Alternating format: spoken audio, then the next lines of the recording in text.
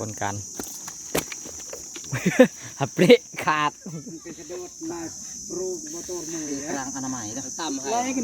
ก็เปลี่ยนอันนี้เวียดนี่ไอเวียดนะสิจำนี้โอเคแล้วเจียทายเบิ้ลมา1 นาทีทำนี่1 นาทีบีบนี่2 นาทีบีบสมัยอันชอบไปตะปูเลย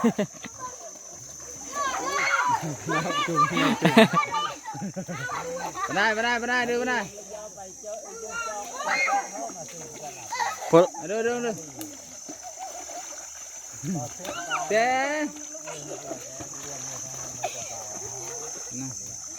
ประวัตินี่ไหน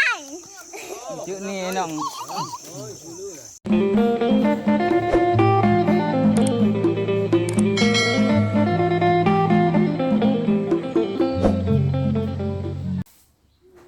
กับสบายดีทุกคนมื้อนี้สิพาทุกคนไปเบิ่งการดูดน้ำหรือว่าโปมน้ำออกจากน้องเนาะเพื่อที่จะเอาปลาบ่ฮู้ว่าเฮาสิได้ปลาหลายน้อยส่ำใดเดี๋ยวเฮาไปเบิ่งน้ำกันเลยเพราะว่ามันบ่ได้อยู่นี่เนาะมันอยู่ที่เมืองถาพงทองหรือว่าอยู่แถวบ้านไสสมบูรณ์เมืองถาพงทองแขวงสวรรณเขตเนาะแขวงสวรรณเขตตอนนี้เฮาอยู่ที่ตุมล้านและก็สารวันเนาะ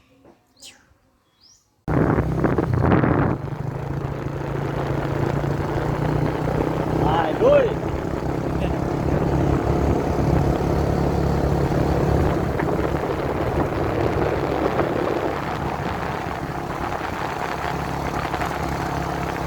ตอนนี้ก็ขึ้นภูบ้านแดนแล้วเนาะภารกิจของเราก็สิได้พอกันอยู่นู่นแล้วรอปลาไปแล้ว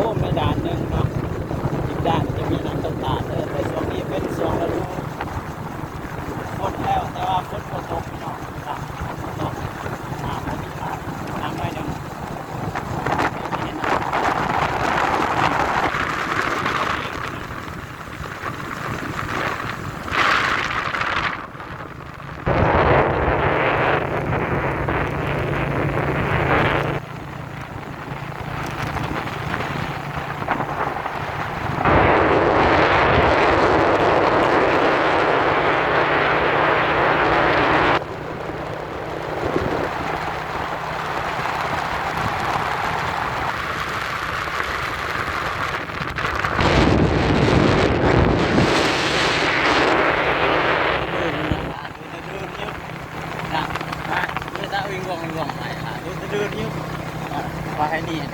ตึ้งเลยครับ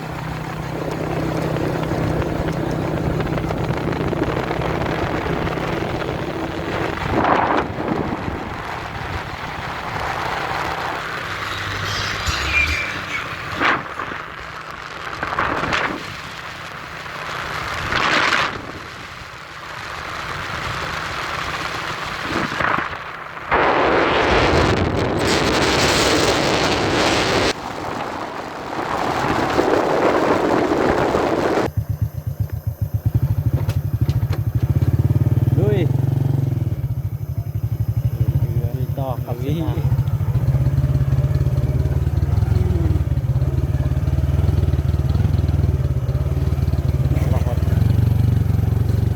ตรจะทรหดเลยยกเบรกหลังห่อโลด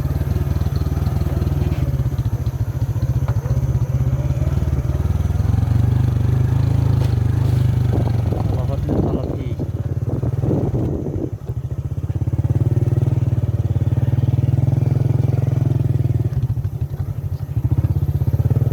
เจอในห้องเนาะห้องเสวยจัง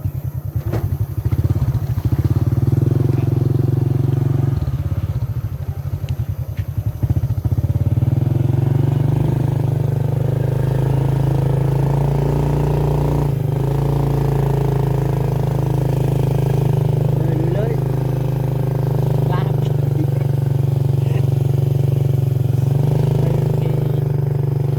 นอนดูไหม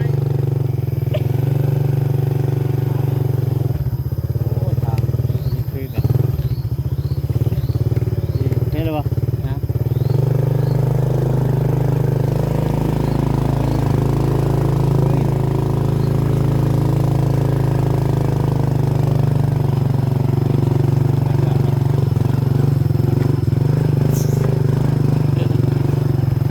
ดูเส้นทางที่ทุรกันดาร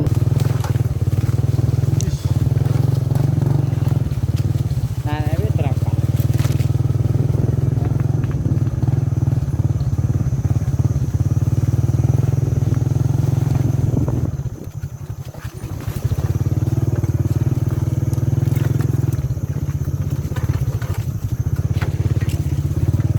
ยอดพี่น้องพอมาพบกันไหนวะ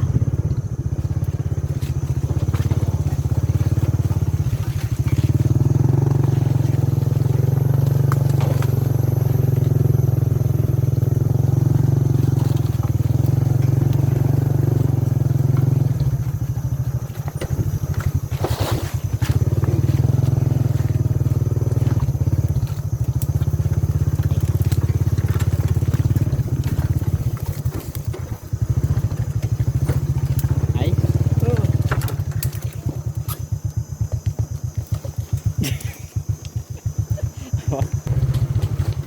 อ่า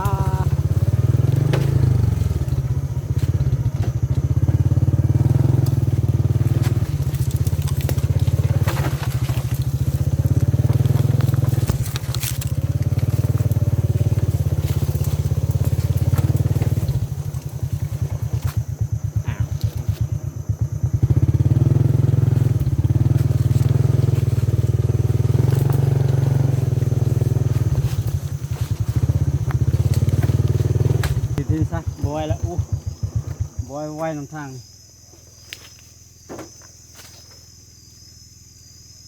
ทางนั่นดีวะทางถึงของกูไปไปบีบเลย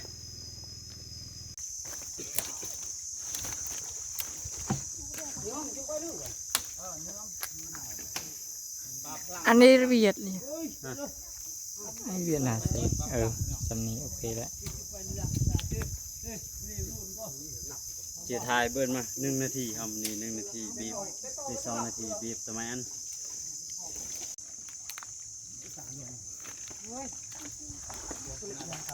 ยืดเสร็จเลยเหรอโอ้บัตรโจ้ให้แม่งโจ้กามาไหนนี่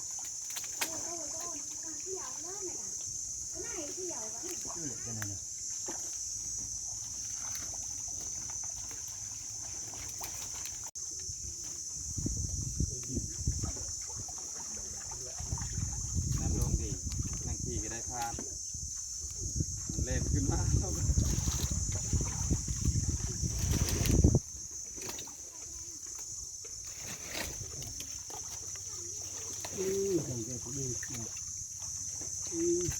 ดูปอกกับไปขี่ที่ไหน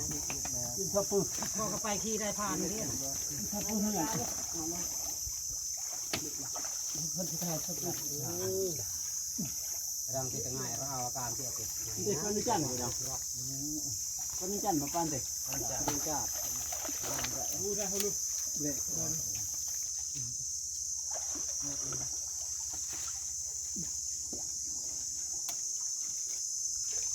กูนี่สิ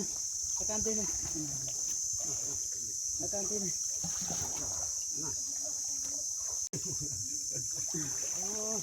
เฮ้ยเดี๋ยวจะไหนเนาะกระตันจะอยู่กูอยู่อันตำเปล่าก็อยู่เนี่ยที่ก็เรือตำเปล่าก็อากาศนะครับอากาศอยู่เนี่ยใช่ไหมครับ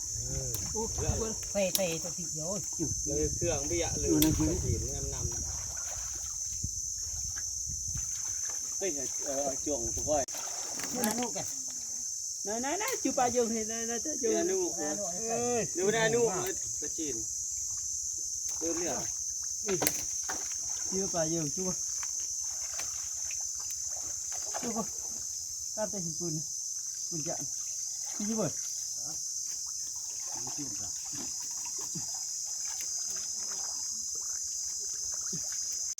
จนหมกหมอกะจูเก็บปลาจีนก็จูเงินการรวยหรือกับหน้ากำปืดกาขาวนี่กากายอ่ะกี่เยอะปะนี่เหรอแกกันบัตรหมูหมอแต่ว่าดูจริงนั่น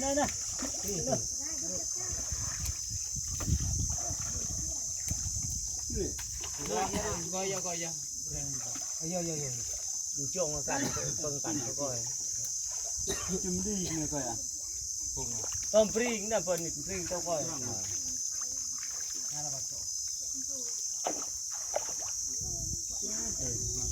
ตามจริงนี่น้ำมันบ่อันนี้นะไอ้จ่ากาปลาจีนพอดูเอตลอดหีละน้ำมันเราก็ตุกกันยิงโจ๊ะแล้วแม่เจ็บประชอบเราตุกโกมเก่าในเปรย์ไหนนะน่ะเราตุกอีกเจ้าละเส้นหาไป ไม่อ้วนเหรอเด็กอะ cả ông gắn phải đu thì rồi nhiên rồi chết cái con nụ này tỏ nhiên rồi bánh cạn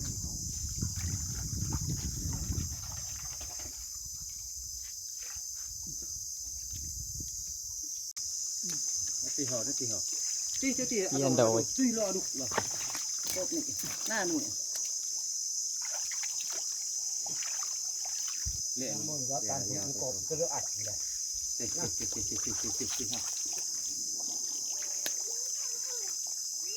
đỡ án hay cột tam phụt cao đắp lò như cột nhàng đây nụ nó có thọc vậyมันไปยี่บ่นที่ตีเงินเลยยาตี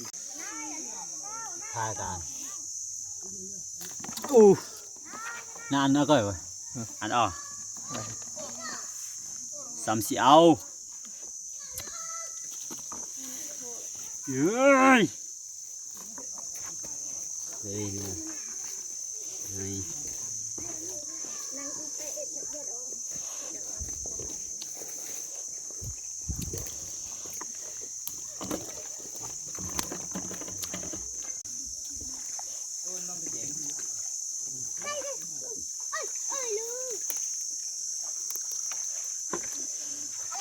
này đồ cái như là cả cả độc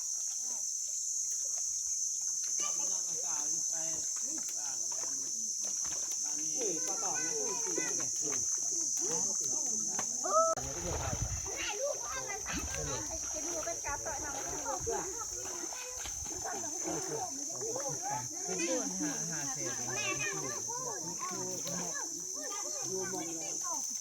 เป็นกันเนาะทุกที่บุกไปให้หลอก ơi cái này cho nó kia không cái sườn rồi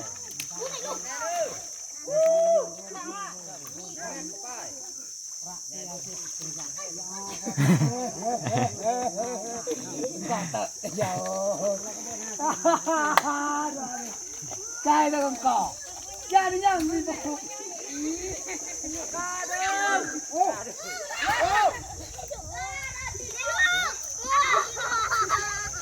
ให้ได้ซ่อให้ได้ โอ้ เบิ้ลน่ะ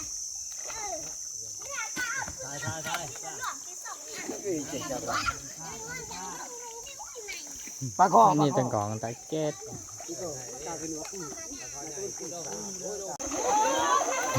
ชอบไปตะปืนเลย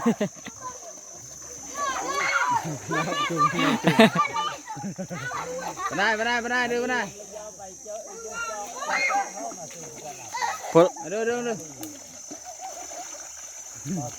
เจ๊ เมื่อวานนี่ไหน จุดนี้น้องเธอหนับปืน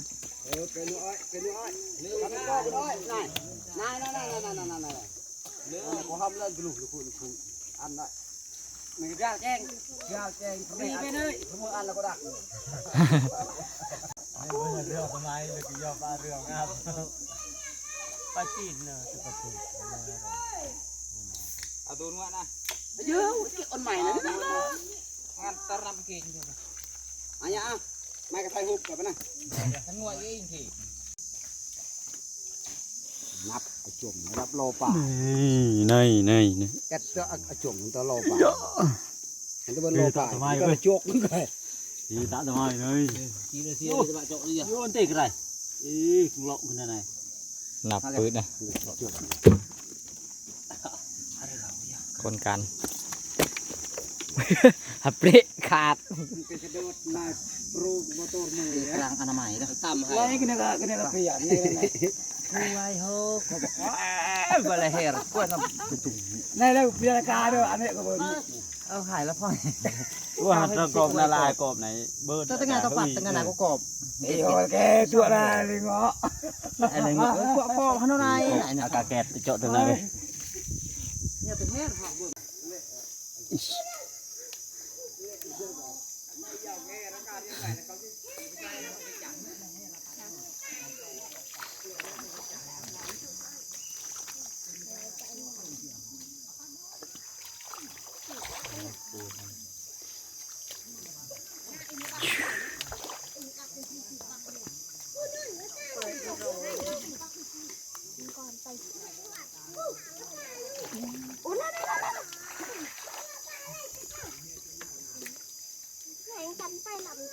เราจะยันโต๊ะกัน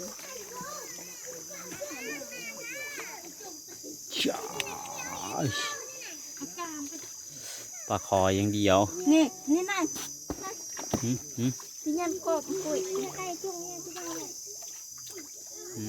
ไก่จุ่มไปที่ไหนเนี่ย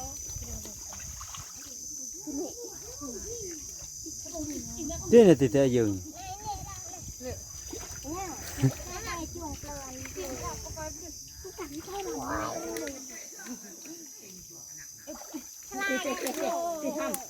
เราต้องดูคิดไปจะเตะก็ต้องไปเปลือยมันไก่น้ำปูดเอ่ย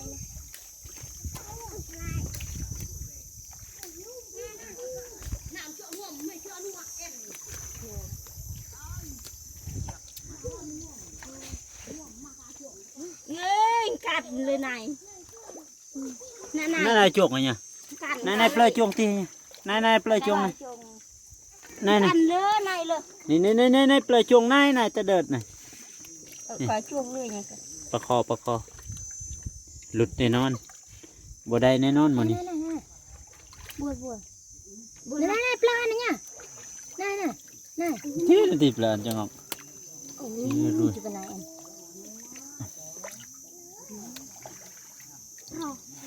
สาวเละย่อมกันก็ปอก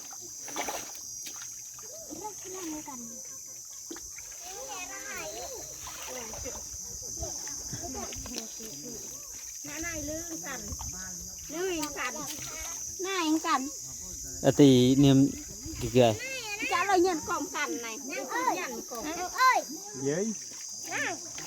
เด็กแล้วอะไรบูดกัน Rồi cha này tăng áp cha ruộng này cái ruộng lố này thế để cha ruộng cứ xăm gì hả đâu cả Toàn bèn bà.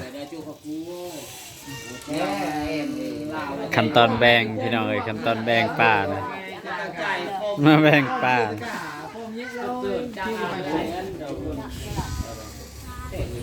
nai chỗ đồ gần đi này nhỉ